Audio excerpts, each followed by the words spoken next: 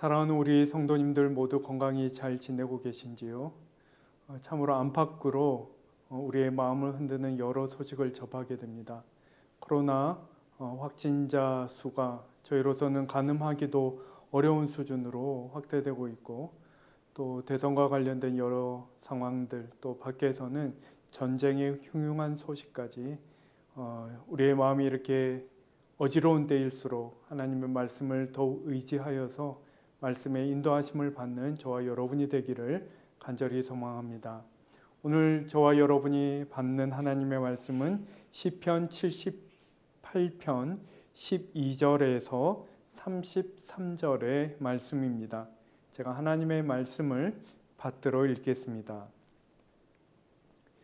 옛적에 하나님이 애굽 땅 소환들에서 기이한 일을 그들의 조상들의 목전에서 행하였으되 그가 바다를 갈라 물을 무더기같이 서게 하시고 그들을 지나가게 하셨으며 낮에는 구름으로 밤에는 불빛으로 인도하셨으며 광야에서 반석을 쪼개시고 매우 깊은 곳에서 나오는 물처럼 흡족하게 마시게 하셨으며 또 바위에서 시내를 내사 물이 강같이 흐르게 하셨으나 그들은 계속해서 하나님께 범죄하여 메마른 땅에서 지존자를 배반하였도다.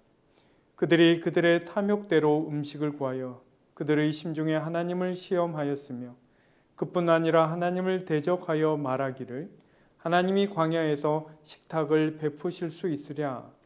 보라, 그가 반석을 쳐서 물을 내시니 시내가 넘쳤으나 그가 능히 떡도 주시며 자기 백성을 위하여 고기도 예비하시라 하였도다.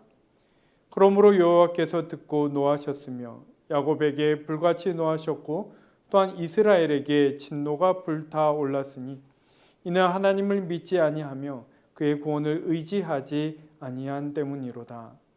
그러나 그가 위의 궁창을 명령하시며 하늘 문을 여시고 그들에게 만나를 비같이 내려 먹이시며 하늘 양식을 그들에게 주셨나니 사람이 힘센 자의 떡을 먹었으며 그가 음식을 그들에게 충족히 주셨도다.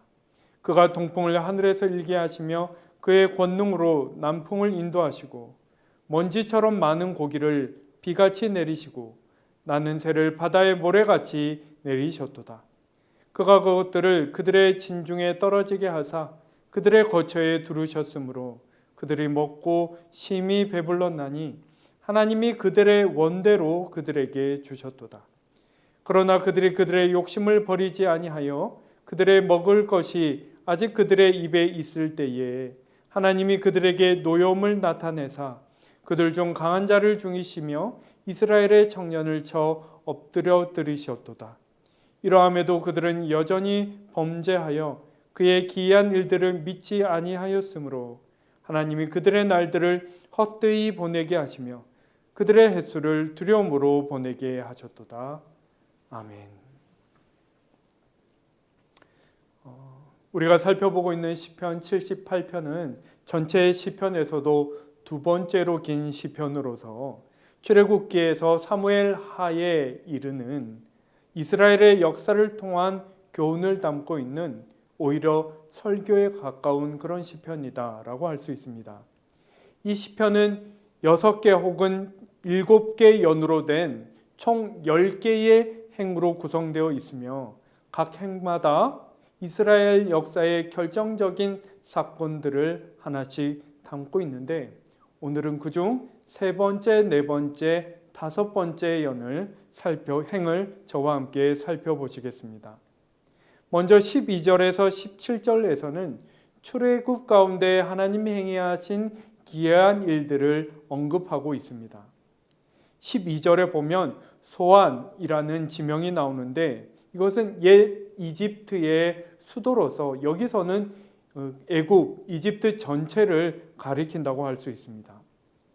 이어서 13절에서는 홍해 기적을 언급하는데 바다가 갈라지고 물이 솟아올라서 둑을 이뤘다 이렇게 묘사하고 있습니다.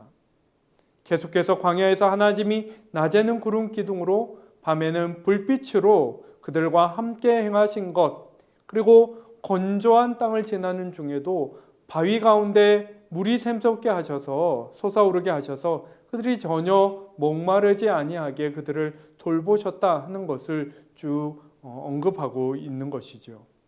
그런데 그들이 어떻게 하는 것입니까? 17절을 보시면 하나님의 이러한 돌보심에도 불구하고 이스라엘은 그분 앞에 합당히 행하지 못한 것을 가리켜 성경은 그것을 범죄한 것 혹은 하나님을 배반한 것이다 이렇게 평가하고 있는 것입니다. 그리고 이러한 패턴이 이 시편의 10개 행마다 계속해서 반복되는 것이죠. 오늘 네 번째 행에 해당하는 18절에서 22절에서는 광야 시대에 이스라엘이 하나님을 대하는 태도, 가장 결정적인 태도라고 할 수 있는 불평에 대해서 다루고 있습니다. 18절에 탐욕이라는 중요한 단어가 등장하는데요. 일찍이 교부들은 이 탐욕, 즉 욕망을 가리켜서 우리의 마음을 사로잡는 힘으로 이해하고 그것을 다뤘습니다. 본문에서 다루고 있는 것은 가장 기초적이고 본능적인 욕망이라고 할 수 있는 식탐에 관한 것이었습니다. 이스라엘은 애굽에서 먹었던 떡과 고기를 이 광야에서도 먹고 싶어 했습니다. 이를테면 지금 이스라엘의 마음을 사로잡고 있는 것은 그 힘은 떡과 고기에 대한 욕망이었다 이렇게 말할 수 있는 것이죠. 그러자 그들이 하나님 앞에서 어떻게 행하는 것입니까? 19절에서 20절을 보시면 하나님이 광야에 상을 차려주실 수 있겠느냐 이렇게 말하는 것을 볼 수 있습니다. 그리고 이 말투에서 그들이 지금 빈정대고 있는 것을 우리는 충분히 느낄 수 있는 것이죠. 20절의 말씀을 의역하면 이렇습니다. 아무리 바위에서 물이 샘솟게 하신 하나님이라도 이 사막 땅에서 우리에게 고기를 먹여주시기는 어려우실 테지. 마치 그들이 속마음으로 말했지만 마치 하나님 들으라는 듯이 이런 생각, 이런 말을 그들의 마음에 품고 있었던 것이죠. 그리고 바로 이러한 하나님을 향하여 빈정대는 이러한 태도를 가리켜 그들이 하나님을 시험한 것이다. 성경은 이렇게 말하고 있는 것입니다. 문제는 하나님이 정말 그렇게 하실 수 있느냐? 고기를 먹여주실 수 있느냐? 그러실 수 없느냐 하는 그 자체에 있는 것이 아닙니다. 본문의 21절에서 22절을 보시면 이에 하나님이 불같이 분노하셨다 이렇게 기록하고 있는데 이는 하나님을 믿지 아니하며 그의 구원을 의지하지 아니한 때문이로다 이렇게 말하고 있는 것이죠. 여러분, 식탐을 포함한 욕망이 일으키는 근본적인 문제가 무엇이겠습니까? 우리 마음속에 마땅히 지켜내고 유지되어야 할 하나님의 자리, 그 하나님의 영역을 하나님이 아닌 다른 것이 침범하고 점령하는 것, 그것이 욕망의 근본적인 문제인 것이죠.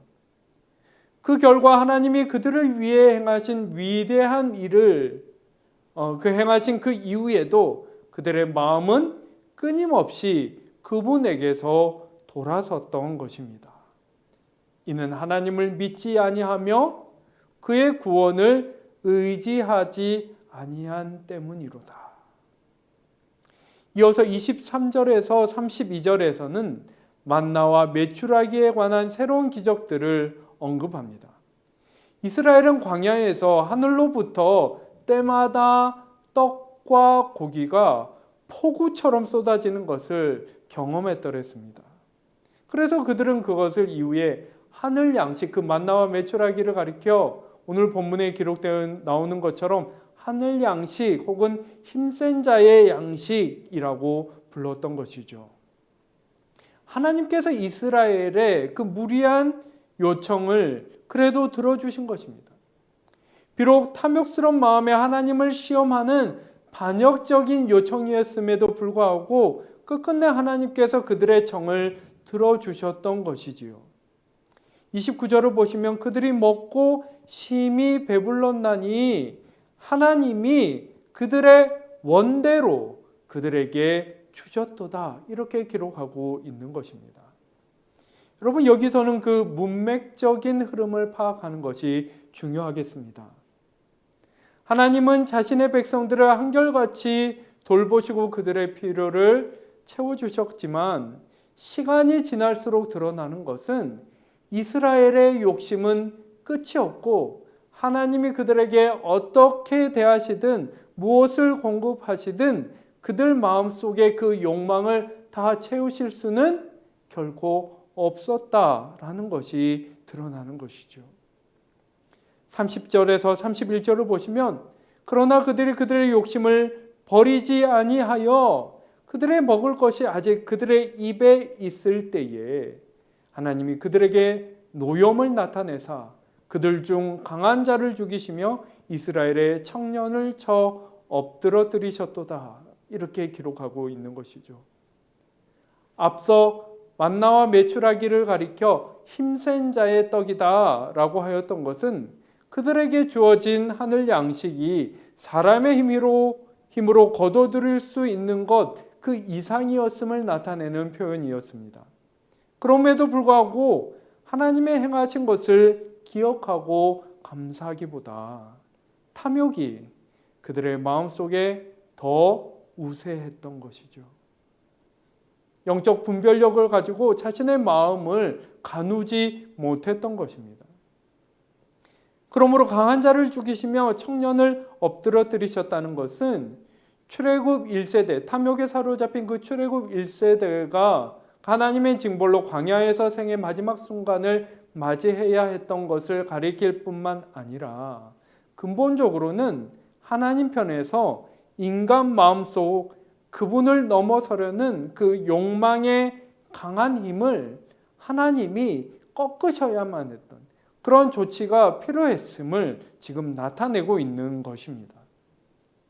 그러므로 사랑하는 성도 여러분, 앞서 이 시편이 역사적 교훈을 담고 있는 시라고 말씀드렸는데 그 교훈이라는 것이 막연히 하나님께 충실하지 못해 벌을 받았다 이렇게 그냥 말하고 그칠 것이 아니라 지금 우리의 마음을 지금 여기서 우리의 마음을 살펴보는 것 단순히 반성적 사고를 해야 한다는 그런 말이 아니라 지금 내 마음을 사로잡고 있는 것이 무엇인지를 우리가 잘 알아차릴 필요가 그것을 살필 수 있는 그런 영적 분별력이 우리에게 있어야 함을 성경을 읽는다는 것은 결국 그러한 영적인 자질을 기르는 것임을 우리에게 보여준다고 말할 수 있는 것이죠. 여러분 그런데 제가 이 말씀을 묵상하고 또 이렇게 준비하는 내내 제 마음에 걸리는 것이 한 가지 있었습니다. 삶의 조건으로서 마른 땅, 즉 광야 혹은 사막이란 것은 결국 어떤 결핍된 삶의 조건을 의미하는 것이 아니겠습니까? 그런데 지금 그렇게 결핍을 경험하고 있는 사람에게 성경의 권위를 들어서 그래도 만족하고 그래도 감사할 수 있어야 한다 이렇게 말하는 것이 맞는가 하는 생각이 정말 그렇게 말할 수 있는가 하는 생각이 들었던 것이죠. 그렇다면 여러분 관건은 무엇이겠습니까? 저는 그것을 진실함입니다 라고 표현하고 싶은데 여기서 진실함이라는 것은 다른 사람을 돌아보는 것이 아니라 먼저 그리고 스스로 자신을 돌아보고 행하는 것이죠. 나에게 주어진 삶의 조건 안에서 그 결핍의 경계에서 나는 나의 마음을 하나님께 내어드릴 수 있는가 하는 것을 스스로 그리고 먼저 성찰해야 하는 것입니다. 그리고 이런 마음에는 타인의 결핍을 또한 세심하게 살피고 나 자신만을 위해 기도하고 애쓰는 것이 아니라 타인의 결핍을 채우고자 하는 그 마음을 품고 그것을 행하는 그러한 마음 또한 물론 포함되는 것이겠죠. 앞서 시편 기자는 이 시편의 서문에 해당하는 6절에서 이 역사적 교훈을 자손들에게 가르칠 것을 강조했습니다. 여러분, 여기서 가르친다는 것은 어떤 것이겠습니까? 본을 보이는 것이죠. 그렇게 자신의 삶의 중심 가치로 선택하고 행했던 바를 자신의 가장 사랑하는 사람인 그 자손들에게 전수하는 것입니다. 그 자신이 선택한 바를 자신의 분신과 같은 자녀들이 동일하게 선택하기를 바라는 간절한 바람으로 그것을 가르치는 것이죠. 여러분, 예수님의 그 가르침이 떠오르지 않으십니까? 심령이 가난한 자는 복이 있나니 천국이 그들의 것이미로다. 여러분, 이 가르침이 예수님 자신에게 어떤 의미를 지녔는지를 생각해 보면 진실한 가르침이 어떤 것인지를 우리가 충분히 깨달을 수 있는 것이죠. 오늘 이 말씀을 묵상할 때도 마찬가지입니다. 이스라엘의 반복되는 영적 실패를 본문 가운데 보며 단순히 그것을 안타깝게 여기거나 혹은 한심하게 여기는 것으로는 이 말씀을 제대로 읽었다 이렇게 말하기가 어려운 것입니다. 오히려 이 말씀을 비춰 자신의 마음속을 살피고 자신 안에 그 하나님의 자리, 그 하나님의 영토가 고스란히 지켜지고 있는 것을 분별하는 것. 만일 그 안에 하나님이 아닌 다른 것이 침범하여 그것을 사로잡으려 들고 있다면 말씀을 통하여 그것을 다루어내매 그것을 물리치고 하나님의 그 자리를 보존해 드릴 수 있는 것. 그러한 영적 자질이 우리에게 요청되는 것이죠. 오늘도 우리 안에 안팎의 결핍 속에 갈피를 잡지 못하는 그러한 마음이 있다면 말씀의 빛을 비추어 우리의 마음을 살피시고 빛으로 인도하시는 주님의 은총이 저와 여러분에게 충만하시기를 간절히 소망합니다. 기도드리겠습니다. 하나님 아버지, 우리가 현실이라고 일컫는 것을 바라보노라면 그것에 마음이 사로잡히다 보면 두려움과 주저함에 휩싸일 수밖에 없는 저희들임을 주님 앞에 진실히 고백합니다. 주님, 그러나 오늘 우리에게 주시는 이 말씀, 하나님의 백성 이스라엘에게 광야의 그 결핍된 상황 가운데서도 하나님을 향한 신뢰를 굳게 붙잡고 하나님이 지금 행하시는 그 놀라운 일들을 바라보며 하나님의 인도하심을 받으라 하는 그 교훈의 말씀을 마음으로부터 진실히 받아들이는 저희들 되게 하여 주옵소서. 그래서 우리 안에 하나님보다 더욱 우세한 무엇이 있다면 그것을 이 말씀을 통해 진실의 하나님 앞에 내려놓게 하여 주시옵고 때마다 일마다 우리를 구원하시며 우리를 가장 선한 곳을 향하여 인도해 가시는 그 하나님의 현존을 다시금 발견하고 굳게 붙잡고 삶의 길 위에 그 하나님과 동행할 수 있는 저희 모두가 되게 하여 주옵소서. 감사드리며 귀하신 예수 그리스도의 이름으로 기도하옵나이다. 아멘.